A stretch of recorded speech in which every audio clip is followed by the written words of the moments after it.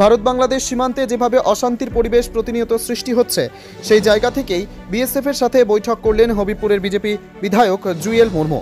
বৈঠকের পর কাঁটাতারবিহীন এলাকাগুলি পরিদর্শন করেন তিনি। সীমান্তে বিএসএফ জওয়ানদের সাথে কথা বলে নিজের হাতে দূরবীন দিয়ে সীমান্ত নজরদারি চালালেন মালদা হবিবপুর থানার ভারত বাংলাদেশ সীমান্ত কেদারিপাড়া এলাকায়।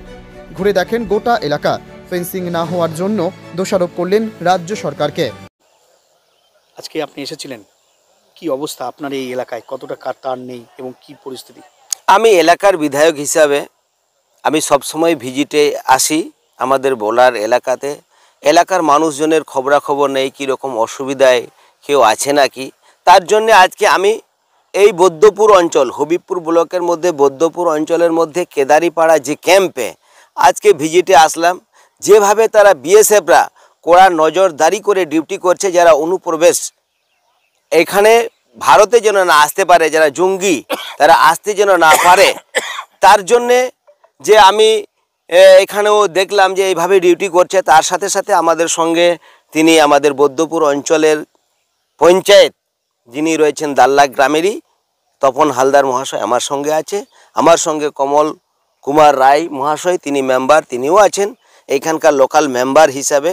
আমরা একসাথে এসে আমরা যেটা দেখলাম যে যেভাবে ডিউটি করছে বিএসএফ, কড়া নজরদারি চলছে। যারা আজকে আপনারা দেখছেন এইখানে কোনো ফিনিশিং নেই।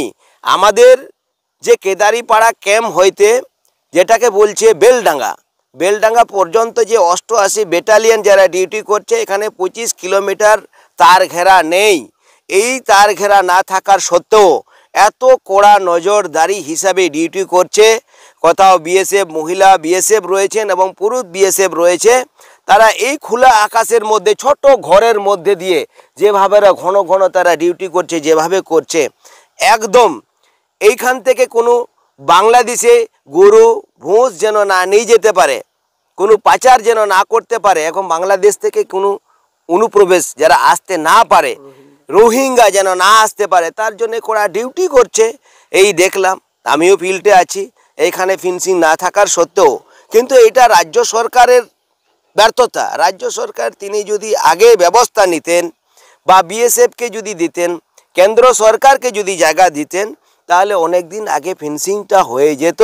কিন্তু আমাদের বেলডাঙ্গা থেকে যে অনুরাধাপুর, সেখানেও ফেন্সিং ঠিক মতন নেই। আমাদের এখানে 25 থেকে 26 কিলোমিটার এখানে ফেন্সিং নেই, আবার ওইদিকে আবার 5-10 কিলোমিটার ফেন্সিং নেই। এই যে ফেন্সিংগুলো নেই, যে যোগ করতে গেলে আমাদের এখানে যে 35 কিলোমিটার ফেন্সিং নেই, তার অবস্থাতে বিএসএফ ডিউটি করছে রাত্রে অন্ধকারে, এই কুয়াশার মধ্যে, বৃষ্টির মধ্যে দিয়ে, এই কাদা রাস্তার মধ্যে দিয়ে। ওরাও তো মানুষ, কিন্তু তারা ডিউটি করছে বলে আমরা ঘুমাতে পারছি। যেভাবে আগে গরু চুরি হতো, যেভাবে মানুষের উপরে অত্যাচার করতো, সেইভাবে আর এরকম অত্যাচার হয় না ডিউটি করছে বলে। আশা করব ফেন্সিংয়ের তারটা এইখানে রাজ্য সরকার জায়গা না দেওয়ার কারণে এইখানে একটা মামলা হচ্ছিল, মামলা হওয়াকারে মামলা পাস হয়েছে। এখানে ফেন্সিং তাড়াতাড়ি হওয়ার কথা আছে, কাজ চলছে, শুরু হবে। তার জায়গায় জায়গায় আপনারা দেখছেন কোথাও গন্ডগোল হচ্ছে, যেন গন্ডগোল না হয় তার জন্য আমরা সমস্ত মানুষ, আমি এলাকা বিধায়ক হিসাবে, এলাকা জনপ্রতিনিধি হিসাবে, তারা সবাই মিলে আমরা সহযোগিতা করব যাতে ফেন্সিংয়ের কাজটা হয়, ভারতের মানুষের কোনো অসুবিধা যেন না হয়। আমরা এলাকার মানুষের সাথে সবসময় থাকব, আমরা বিএসএফের সঙ্গে সবসময় আমরা সাথে আমরা থাকব। জুয়েল মুর্মু যে অভিযোগ করছে আমরা ধিক্কার জানাই। সারা বছর ধরে মানুষ মারা গেলে তাকে পাওয়া যায় না, মানুষ জন্মালে তাকে পাওয়া যায় না। ওখানে এখানকার বিধায়ক জুয়েল মুর্মু, সেখানে কোনো রকম মা যদি প্রেগনেন্ট হয় তাকে রাস্তায় নিয়ে যাওয়ার বিজেপির কর্মী নেই। তো কাজে এত বড় বড় কথা না বলে মুখ্যমন্ত্রীর বিরুদ্ধে কথা বলার আগে 10 বার ভাববেন। আপনার বাড়ির লোক, আপনার যারা দলের লোক, তারা কন্যাশ্রী লাইনে লাইন দেয়, তারা খাদ্যসাথী লাইনে লাইন দেয়। আর বিএসএফের তার কাটার কথা বলছেন, প্রপারলি অ্যাপ্লিকেশন করুন মুখ্যমন্ত্রীর কাছে, দেখবেন মুখ্যমন্ত্রী সবার আগে আপনাদের সাথে, আপনাদেরকে থেকে অনেক বড় অতন্ত্র প্রহরী হচ্ছে মমতা বন্দ্যোপাধ্যায় এই বাংলাকে রক্ষা করবার জন্য। আপনারা তো শুধুমাত্র সমালোচনা করবার জন্য এই বাংলায় আছেন। বাংলার মানুষ গত বিধানসভা নির্বাচন, গত লোকসভা নির্বাচনে প্রমাণ করেছে বাংলার মানুষ মমতা বন্দ্যোপাধ্যায়ের সাথে আছে, বাংলা বিরোধী মানুষজনের সাথে বাংলার মানুষ নেই। Bureau report, news for Bengal. This channel does not promote or encourage any illegal activities.